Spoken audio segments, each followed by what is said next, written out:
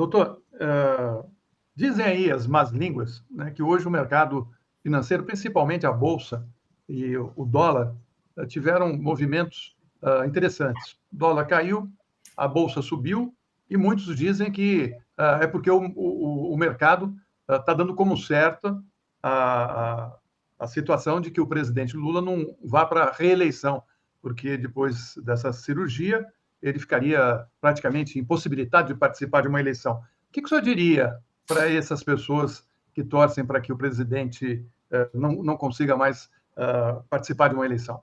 Eu acredito que seria necessário algo mais do que isso que aconteceu ontem, sabe, Florestan? Porque o hematoma subdural crônico é compatível com qualquer atividade física, mental, intelectual, sem nenhuma restrição depois de tratado. Né? Não deixa sequelas, ocupa um espaço natural que já existe no cérebro, não agride o cérebro, e foi operado bem temporariamente, bem na hora, assim, por assim dizer, e não deve deixar nenhuma sequela e nenhuma incapacidade definitiva que traga aí uma impossibilidade de saúde por conta disso do presidente disputar uma reeleição. Eu acredito que isso não vai acontecer, o mercado vai ter que lidar com isso. E ele vai ter que, de vez em quando, fazer tomografias para fazer um acompanhamento? Isso vai ter que se repetir muitas vezes ou só uma ou duas vezes? Isso vai ter que se repetir algumas vezes. O hematoma subdural crônico pode recorrer, ou seja, ele pode se reformar. E essa possibilidade ocorre em 10 a 20% das vezes.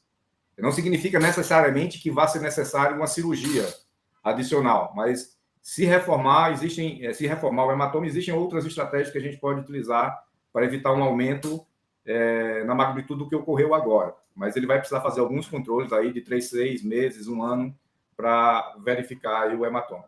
Tá? Uma recidiva, mas a maior parte dos hematomas, 80, 90% não recorrem. Eu tenho uma curiosidade. O presidente Lula tem aparecido nas redes sociais caminhando, estimulando as pessoas a fazerem exercício, hábito que entendo que ele adquiriu, né, naquele período que ele ficou em Curitiba. Esses hábitos do presidente evitaram, se eu acho que é possível dizer que evitaram que a situação fosse pior, ou seja, amenizaram o impacto do que ele está vivendo agora? Aliás, viu, Márcia, só para completar, o presidente faz exercícios desde o primeiro mandato dele. Já é um costume antigo dele cuidar da saúde. Isso eu sei porque eu acompanhei assim, boa parte desse treinamento diário que ele faz. Que legal. Márcia, sem dúvida, assim, um dos principais preditores de bom prognóstico é a forma física geral do paciente, né? Então, os pacientes que estão bem fisicamente, o coração funcionando bem, o pulmão funcionando bem, enfim, o organismo inteiro em bom funcionamento, o resultado da cirurgia costuma ser muito bom. Então, isso certamente contribuiu. E aí fica uma palavra aqui, né, de alerta também para a população que está envelhecendo, de prestar atenção nisso, de cuidar da saúde e mais, cuidado com pequenos traumas de crânio, né? Porque sintomas podem aparecer semanas ou meses depois de pequenas pancadas na cabeça, e normalmente uma dor de cabeça, um quadro de sonolência, confusão mental, muitos hematomas que se desenvolvem muito lentamente pode simular uma síndrome demencial. Então, serve também para a gente fazer uma pedagogia aí e alertar a população para isso, né? Só para comentar que muitos desses incidentes acontecem no banheiro, não é isso, doutor? Isso mesmo. O banheiro é uma zona de risco, né, para pacientes nessas circunstâncias, porque, enfim, não foi o caso do presidente, mas muitos pacientes se levantam à noite para ir ao banheiro, então os outros sentidos estão obnubilados, por assim dizer, a visão não funciona bem, então é um ambiente escorregadio, então é preciso muito cuidado quando se vai ao banheiro, todos nós devemos ter esse cuidado, na verdade, né?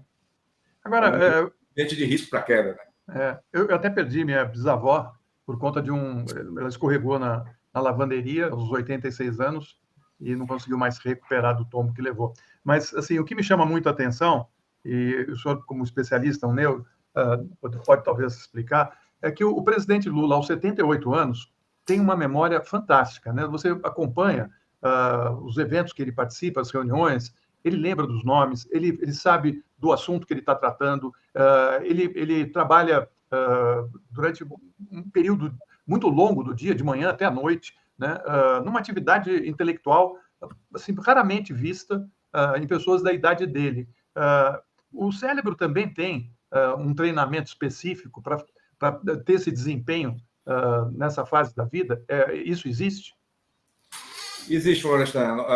Nós temos evidência muito, muito robusta na literatura médica que existem alguns hábitos que vão melhorar o nosso rendimento cerebral, particularmente a memória. E aí um dos principais é o exercício físico. O exercício físico é o melhor remédio para a memória e o melhor remédio para o cérebro.